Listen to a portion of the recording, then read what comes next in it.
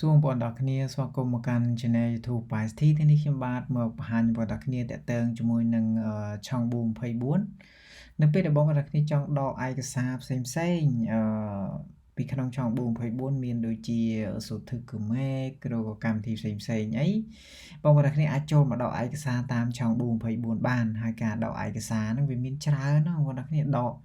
តាមឆុង Boom 24នឹងក៏បានតាមកកាថុកក៏បានតាម Home Tech ក៏បានឬក៏យើងចូលទៅកាន់ website ផ្សេងៗដូចជា Naver អីជាដើមចឹងទៅអញ្ចឹងបើសិនជាប្រិមិត្តចង់ដកតាមណាគឺយើងដកតាមហ្នឹងទៅក៏ប៉ុន្តែ app ដែលគេពេញនិយមប្រើជាងគេគឺឆុង Boom 24មិនថាក្រុមហ៊ុនឬក៏មិនថាការដកជាឯកជនអីគឺគេប្រើឆុង Boom 24ទាំងអស់អញ្ចឹងហើយបងប្អូនទាំងគ្នាគួរតែមានឆុង Boom 24ប្រើទៅអាហ្នឹងនៅលើកុំព្យូទ័រក៏មាននៅលើទូរស័ព្ទដៃក៏មានបើសិនជាបងប្អូនទាំងគ្នាមានកុំព្យូទ័រយើងដកតាមកុំព្យូទ័រទៅវាល្អ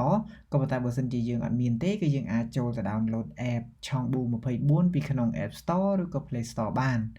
អញ្ចឹងបើសិនជាយើងប្រើទូរស័ព្ទដៃគឺយើងចូលទៅ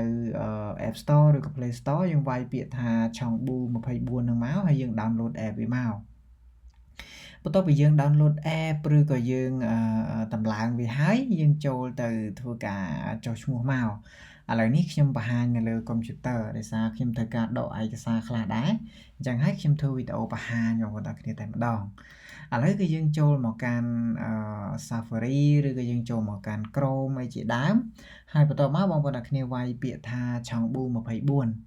នៅពេលដែលយើងវាយឆុង Boom 24ហើយគឺនឹងឃើញពាក្យនេះបងប្អូនគ្នាឃើញនេះដាក់ឆុង Boom 24អញ្ចឹងហើយកន្លែងនេះគឺវាដាក់ថា plus.gov.kr អញ្ចឹងគឺ website មួយនឹងហើយអញ្ចឹងគឺបងប្អូនគ្នាយើងចុចទៅលើវាតែម្ដងយើងចុចទៅលើវាគឺវានឹងចេញទម្រង់បែបហ្នឹងហើយបងប្អូនគ្នាអាចធ្វើការចុះឈ្មោះនៅក្នុងនឹងក៏បានឬក៏យើងចុះឈ្មោះតាមទូរស័ព្ទដៃក៏បានក៏ប៉ុន្តែពេលខ្លះចុះឈ្មោះតាមទូរស័ព្ទដៃគឺពិបាកបើសិនជាយើងចុះឈ្មោះតាមកុំព្យូទ័រគឺងាយស្រួលជាងអញ្ចឹងបងប្អូនគ្នាគួរតែមានកុំព្យូទ័រមួយដែលអាចប្រើប្រាស់បានទៅអញ្ចឹងនៅពេលដែលយើងមានកុំព្យូទ័រហើយយើងអាចធ្វើការដកកម្មវិធីផ្សេងៗដកព័ត៌មានតខ្លួនអីគឺយើងអាចធ្វើការដកតាមនឹងបានហើយឥឡូវនេះ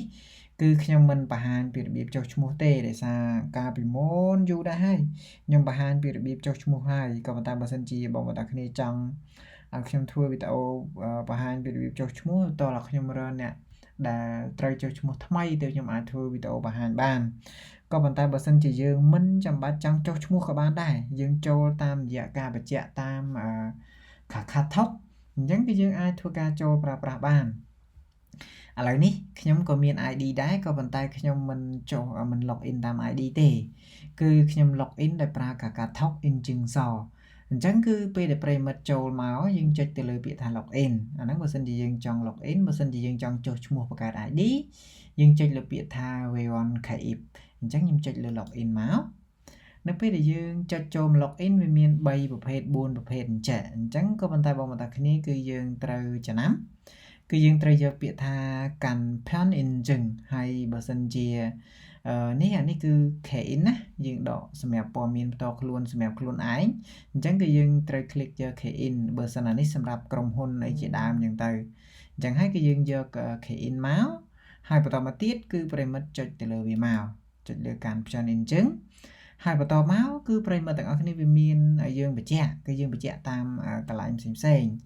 គឺយើងបញ្ជាក់តាម app ធនាគារឬក៏យើង app បញ្ជាក់តាម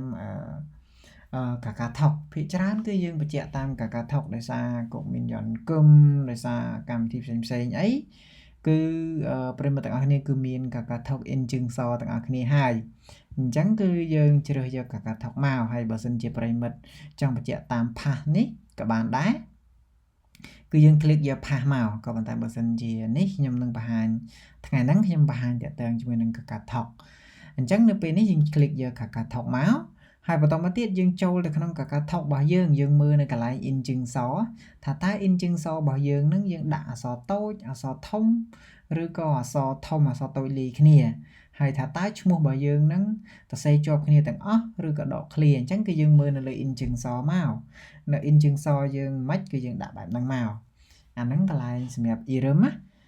ក៏ប៉ុន្តែ Irum របស់ខ្ញុំគឺខ្ញុំដាក់ដោយ ID card អញ្ចឹងគឺខ្ញុំដាក់ដោយ ID card អញ្ចឹងមក ហើយបន្តមកទៀតកន្លែង Sengnon Voril នេះគឺថ្ងៃខែឆ្នាំកំណើតរបស់យើងគឺយើងត្រូវដាក់8ខ្ទង់ឧទាហរណ៍ថាយើងកើត1990ខែ1ថ្ងៃទី1គឺយើងដាក់ចឹងមកយើងកើត1192យើងដាក់1992ខែប្រមាណថ្ងៃទីប្រមាណគឺយើងដាក់មកហើយកន្លែងនេះគឺលេខទូរស័ព្ទដៃរបស់យើងគឺវាដាក់010ស្រាប់ហើយអាកន្លែងនេះគឺយើងមិនចាំបាច់ដាក់ទេគឺយើងលើកថា010 43 63អីហ្នឹងគឺយើងដាក់កតុយមកកតុយវាគឺវាមាន8 9ខ្ទង់ហ្នឹងគឺយើងដាក់មកបន្ទាប់ពីយើងដាក់រួចយើងចុច click អានេះមកយើងចុច click អានេះណាបងប្អូនគ្នាបន្ទាប់ពី click ហើយគឺយើងចុចលើពាក្យថា Injing Yo Chang អញ្ចឹងគឺវានឹង load មកចូល KakaTalk ហើយវាចូលនៅក្នុង KakaTalk GCAP អញ្ចឹងគឺខ្ញុំបំពេញព័ត៌មានហើយចាំខ្ញុំចូលទៅបញ្ជាក់នៅក្នុងទូរស័ព្ទដៃរបស់ខ្ញុំតោះឥឡូវយើងបំពេញព័ត៌មានផ្ទាល់ខ្លួនចូលហើយចាំយើងចូលទៅបញ្ជាក់ទាំងអស់គ្នាថោកឥឡូវនេះខ្ញុំចូលទៅកាន់ KakaTalk របស់ខ្ញុំឥឡូវនេះគឺមកហើយក៏ប៉ុន្តែនៅក្នុងទូរស័ព្ទដៃខ្ញុំអត់បានដាក់បញ្ចូលទេ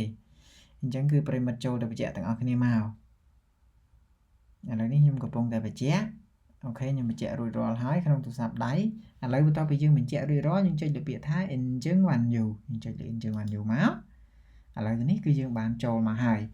យបើយើងចង់ដឹងថាយើងចូលបានគឺយើងមើលកន្លែងនេះអានេះគឺជាឈ្មោះរបស់ខ្ញុំអញ្ចឹងហើយគឺវាមាននៅកន្លែងហ្នឹងទាំងអស់អញ្ចឹងហើយបើសិនជាយើងចង់ដកអីឥឡូវឧទាហរណ៍ថាខ្ញុំចង់ដកតាក់ទងជាមួយនឹងសូทึកគឺ Mac អញ្ចឹងគឺយើងមិនចាំបាច់ចុចស្រាវជ្រាវអីទេគឺយើងចុច search កន្លែងនេះយើងវាយថាសូทึកគឺ Mac តែម្ដងក៏ប៉ុន្តែបើសិនជាប្រិមិត្តចង់រកយើងចុចនៅកន្លែងនេះមាន One Service ហ្នឹងគឺវានឹងចេញអីផ្សេងមកសម្រាប់ឲ្យយើងធ្វើការជ្រើសចឹងមកនេះវាមានច្រើនប្រភេទណាខ្ញុំក៏ដឹងមិនអស់ដែរតាក់ទងជាមួយនឹងចឹងនិយាយថា function ដែលវាមាននៅក្នុងកម្មវិធីហ្នឹងណាអញ្ចឹងបើសិនជាប្រិមិត្តចង់ដកអីគឺយើងចុច search color នេះហើយយើងដកតែម្ដងឥឡូវខ្ញុំចង់ដកសូទឹកអញ្ចឹងគឺខ្ញុំចុចកន្លែងនេះមកហើយខ្ញុំចុចលើសូទឹកខ្ញុំចុចសូทึกគឺ Mac សូทึกគឺ Mac ជាងញងសផាល់គឹមនេះសូทึกនេះចឹងមកហើយបន្តមកដល់ប្រិមិត្តនឹងឃើញហើយគឺសូทึกគឺ Mac ជាងញងផាល់គឹមអញ្ចឹងគឺយើងចុចកន្លែងនេះមកខ្ញុំចុចកន្លែងនេះអូខេ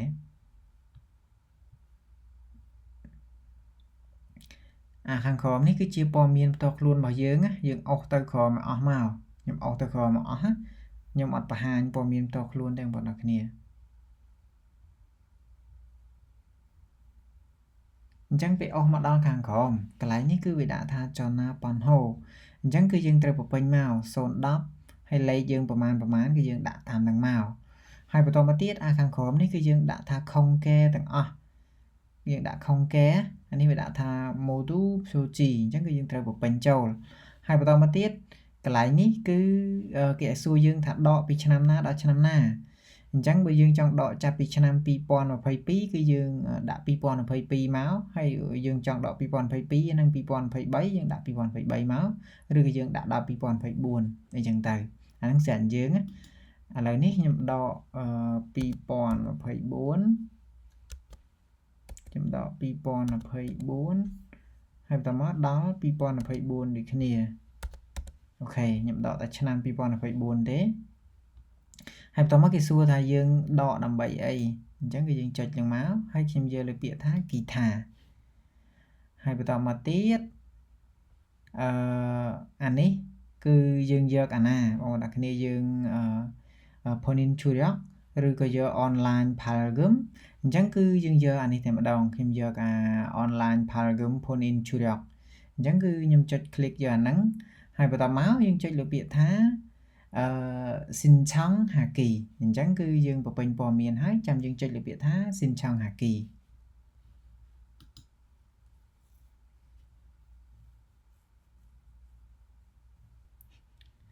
ហ្នឹងហើយបងប្អូនគ្នាបន្ទាប់ពីយើង Sinchang Haki ហើយគឺវានឹងចេញមកបែបហ្នឹងហើយបន្តមកទៀតបងប្អូនគ្នាអាចធ្វើការ save វាទុកនៅក្នុង save ទុកនៅក្នុងកុំព្យូទ័ររបស់យើងហើយយើង share ទៅដាក់ទូរស័ព្ទអីចឹងទៅដើម្បីធ្វើការ print យកមកប្រើប្រាស់បានអញ្ចឹងគឺប្រិយមិត្តទាំងអស់គ្នាអាចធ្វើការស្នើសុំតាមនឹងបានអញ្ចឹងហើយគឺបងប្អូនគ្នាអាចបន្ទាប់ពីយើងស្នើសុំហើយបងប្អូនគ្នាដែលថាយើងអត់បាន save យើងអាចចូលមក check មើលនៅក្នុងនេះបានគឺវាដាក់ថា Sopisu Sinchang Nayak អញ្ចឹងគឺយើងចូលមកហើយបន្តមកប្រិយមិត្តនឹងឃើញហើយបន្តមកយើងចុចលើពាក្យយើងចុចអាកន្លែងនេះមកគឺវានឹងចេញឲ្យយើងមើលហើយដែលយើងបានធ្វើការស្នើសុំអីខ្លះគឺវានឹងបង្ហាញនៅកន្លែងហ្នឹងអញ្ចឹងហើយបងប្អូនគ្នាចង់ស្នើសុំអីផ្សេងដូចជាกระดาษកូវីដ ឬក៏អណាប់សេជឹងញ៉ងឬក៏ស្អីគឺវាមានច្រើននៅក្នុងហ្នឹងអញ្ចឹងគឺប្រិយមិត្តអាចធ្វើការស្នើសុំវាបានដូចជាឧទាហរណ៍ថាយើងអប ID card ហើយបន្តមកទៀតយើងអប ID card យើងបន្តសុពលភាព ID card ហើយក៏ប៉ុន្តែយើងអត់ទាន់បានទៅអប ID card អីគឺយើងអាចធ្វើការដកกระดาษពីក្នុងនឹងបានដូចគ្នាអូមានច្រើនណាស់បងប្អូនគ្នាខ្ញុំបង្ហាញអត់អស់ទេអញ្ចឹងហើយបើសិនជាប្រិយមិត្តចង់ដកឯកសារផ្សេងអីអាចចូលមកដកនៅក្នុងនឹងបានអញ្ចឹងហើយចំពោះវីដេអូគឺមានតែប៉ុណ្្នឹងទេបើសិនជាប្រិយមិត្តចង់ឲ្យខ្ញុំធ្វើវីដេអូតាក់ទងជាមួយនឹងឆុង24អីបន្ថែមទៀតអាច comment ឬក៏មានចង្អល់អីក៏អាច comment សួរនៅខាងក្រោមហើយយើងជួបគ្នានៅវីដេអូក្រោយៗទៀត